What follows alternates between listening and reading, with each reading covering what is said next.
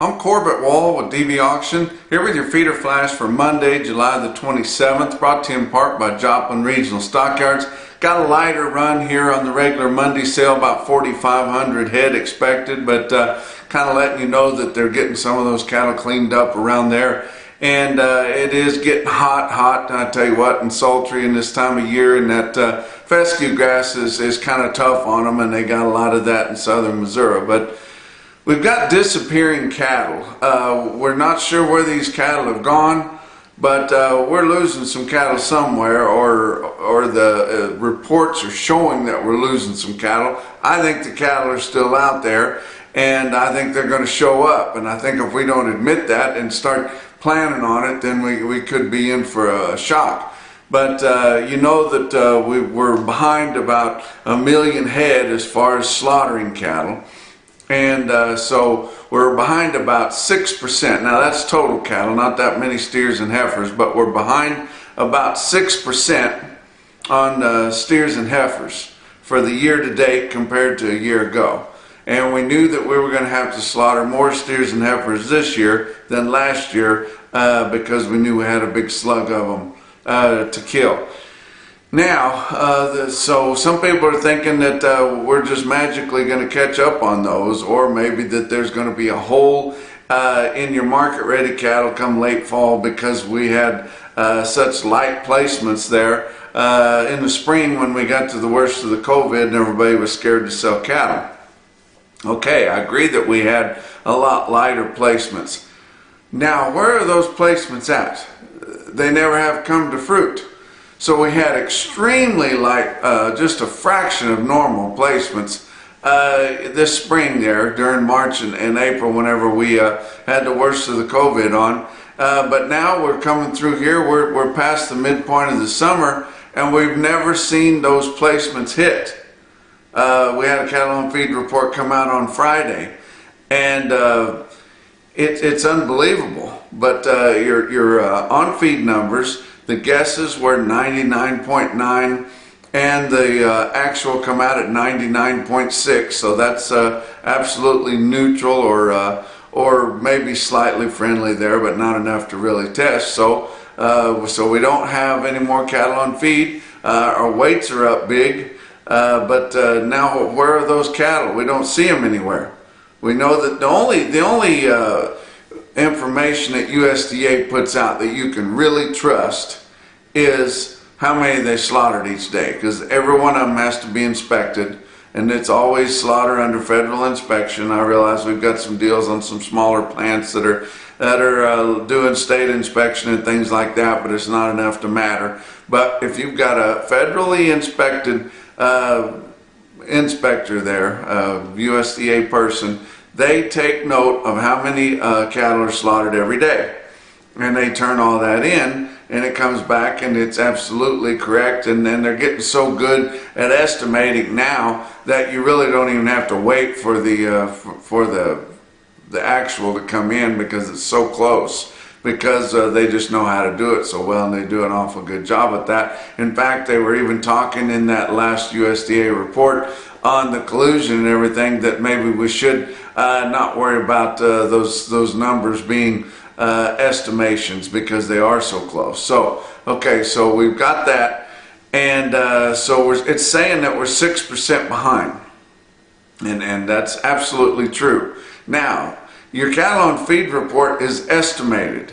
So we've got estimations that are just a pinch under the same amount of cattle were on feed right at the beginning of July as there was a year ago. So I guess we didn't have any of those cattle. You know, we had a fair amount of cattle on feed last year, but you would have thought we'd had heavier cattle. Now our placements, we never saw our placements go up either.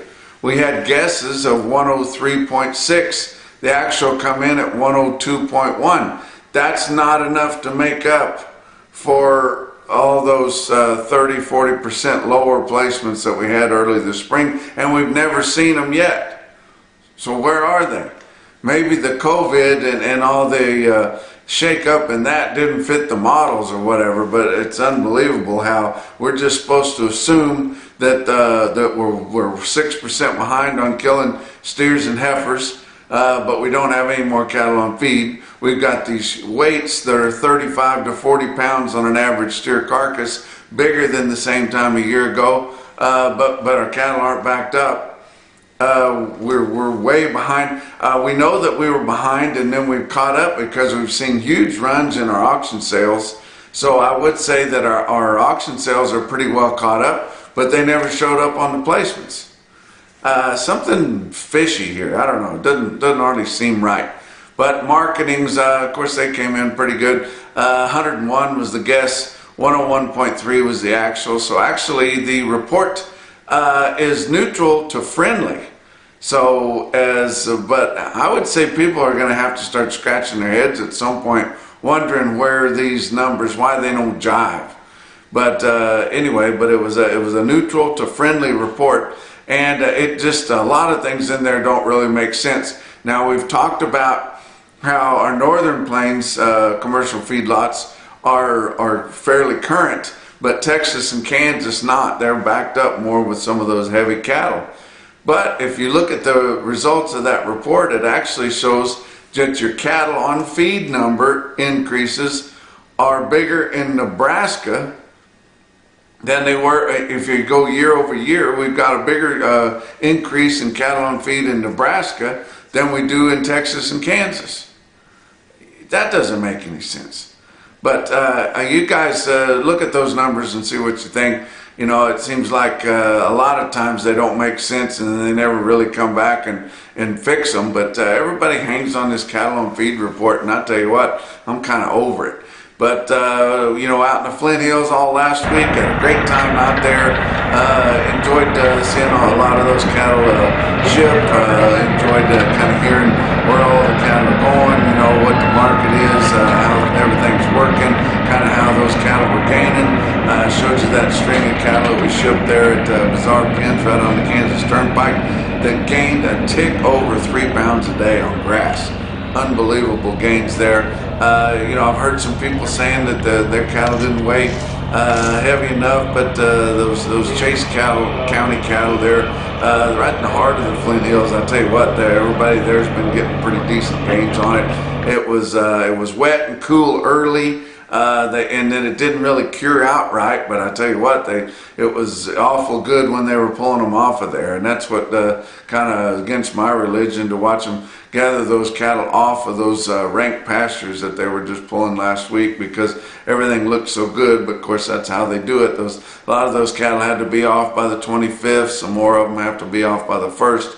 Of course, if you own your own grass out there, which is not the majority, you can manage that however you want, and there'll be some more cattle come off here over the next 2 or 3 weeks. But for the most part, last week and this week, we'll finish up the shipping of the Flint Hills yearlings, and now your feedlots that really like those, most of your large family feeding operations, they're the ones that know how well those cattle will do. They're the ones that are pushing for the cattle, and they're the ones that will give the premiums and really get out there and get aggressive trying to get them. You don't see your big corporate feed yards. I mean, these are big enough family feeding operations, yeah, but you don't see your huge corporates, your conglomerates get out there and really push on them. They'd rather just buy cheaper cattle or Mexican cattle or something like that. They don't push for cattle that will really perform. They just buy average cattle, a little hedge, and expect them to do average, and that's kind of what they do. But you know, these green grass yearlings that come off of there, they're going to gain 4 something a day. And you know, you hear stories about some of them gaining close to 5. But unbelievable, and those are the guys, they want those good cattle, they want the cattle that'll perform. But to tell you the truth, some of the cattle out there that are coming off the Flint Hills, those green grass cattle, aren't the fanciest things in the world. You know, pretty much all those cattle out there are put together kind of cattle. A lot of people, you know, turn their nose up at put together cattle, but you can't turn your nose up at what those cattle are bringing. But, you know, to get cattle ready to turn out the middle of April. That's kind of the nature of the beast. You know, you buy cattle and you assemble them that way. Sometimes you try to assemble larger groups, but you know, those put together cattle, if they're the right kind, if they're solid colored, they don't have to be all black. But if they're solid colored, the condition's right on them, they've been together for a long time and fit together, they'll bring just as much as those deals where they put 2 or 3 big jags together. But in those Flint Hill yearlings, it's a lot like on your fat cattle.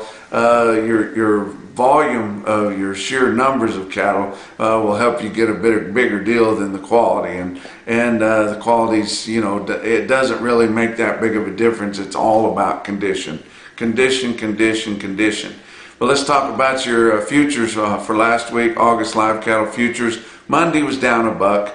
Tuesday down 42. Wednesday down 35. Thursday down 65. Yeah, we're starting to see a trend here. Friday back up 47. Little profit taken there, but August live cattle futures ended the week at 101.32, down 195 for the week.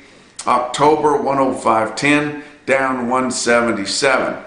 Now, we didn't really see that on the feeder cattle futures. Guys are wanting to get aggressive on the feeder cattle, and the feeder cattle are selling at a premium. Our August, which is our spot month, are at a premium to what their index levels are. And as high as they are and as good as these yearlings have been selling, your August feeder cattle are still at a premium to that. But you know, we've talked, and I've talked kind of all month, that we've been in a bastard month. July is not traded anywhere on your cattle futures, not on live, not on feeders.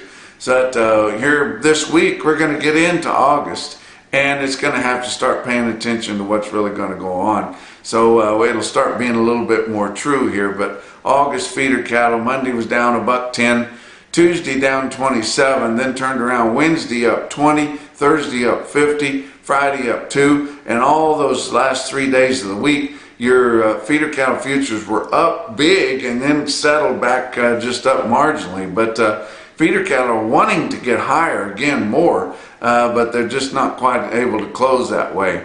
But August feeder cattle ended the week at 142.05, down just 65 cents. September ended at 142.75, down 57.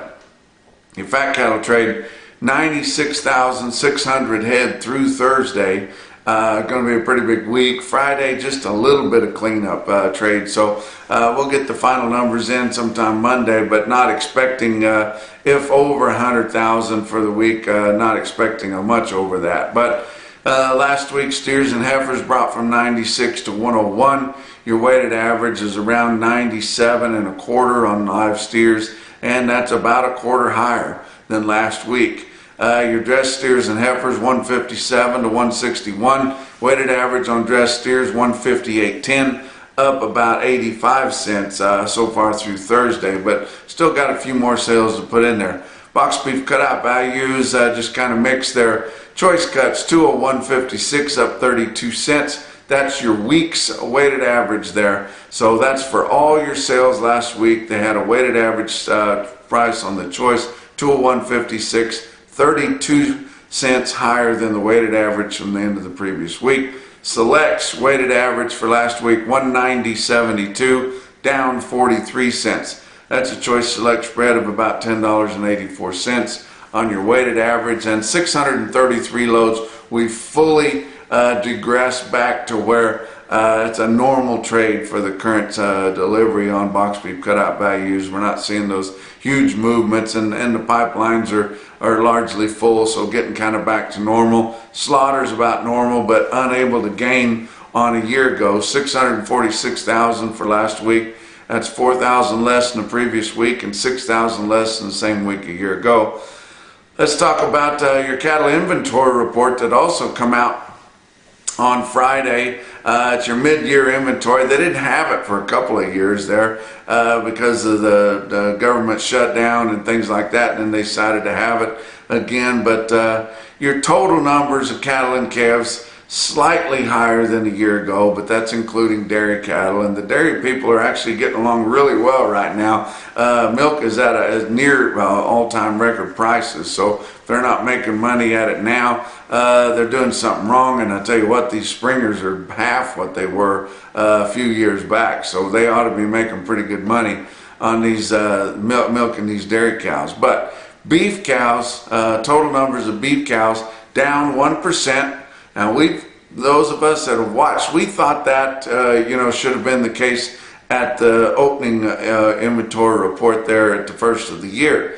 But we're starting to see that now. Likely it's been happening. We know we're getting into lighter numbers. 1% doesn't sound like a lot, but it's less. That's the main thing. 2020 calf crop total numbers estimated to be about 1% less than a year ago too. So we're getting this supply kind of back in shape, and our beef cow kill has been big, guys. I mean, the cow slaughter has been so attractive during this COVID, and we saw how ground beef prices went skyrocketing high, and then they got to really pushing on the cows for the cow meat for product to grind up. And so we saw a lot of guys that you noticed that and sell cows off because get kind of aggressive in their selling. So this should continue. Our cow slaughter has been up about 17% compared to the 3-year average. So it's been heavy on your beef cow slaughter, even though we did have a shutdown for your COVID, but it wasn't as bad on your beef cows as it was on steers and heifers.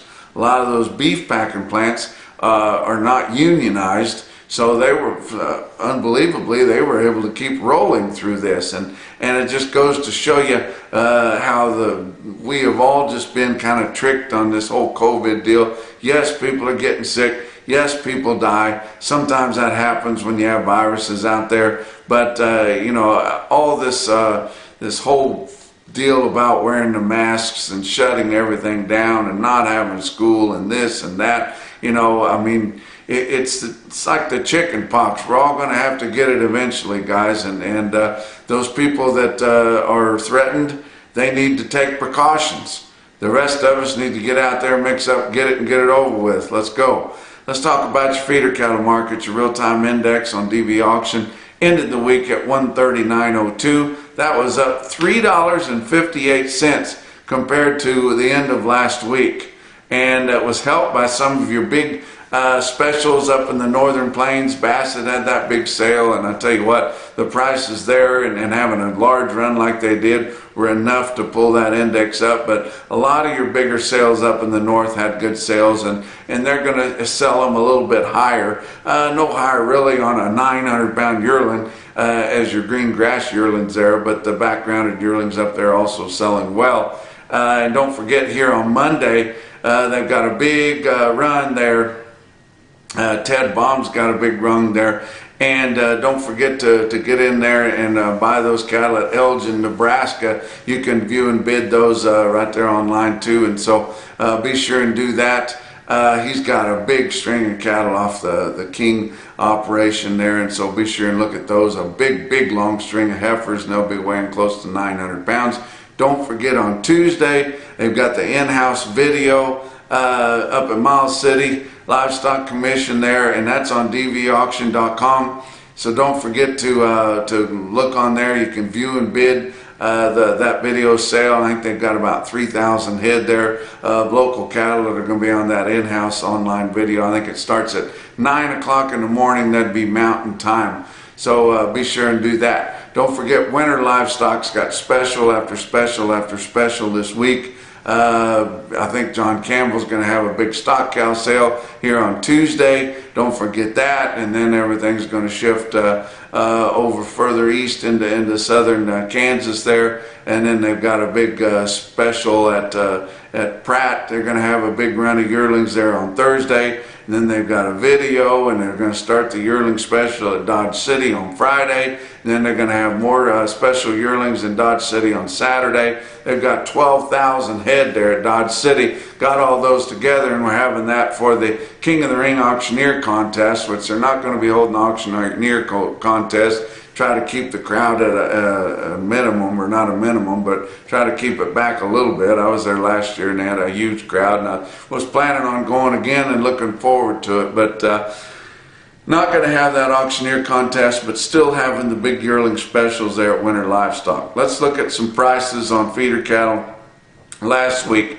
Your feeder cattle trend in your auctions last week was firm to $4 higher, and fully $4 higher where it was that much higher. And I tell you what, you could sure see that on that index being up over $3.50 there. But let's look at some of your individual quotes on Friday and Saturday there.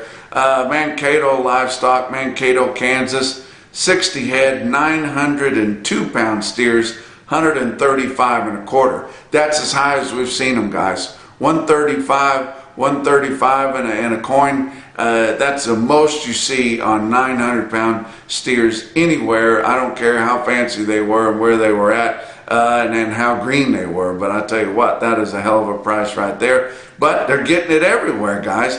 Look at Bloomington Livestock Exchange, Bloomington, Wisconsin. 56 head of steers there, weighed 910 pounds, 133 and a quarter. Wow. And then how about out east, Bluegrass Stockyards, Richmond, Kentucky. How about some blacks and Smoky Charolais? 69 head of them, weighed 782 pounds, so that's nearly 800 pounds, 137.80. But the highest quote I saw anywhere late last week was on Friday at Torrington Livestock Markets, 139 head of steers, weighed 745 at $151. And that's your feeder flash for Monday.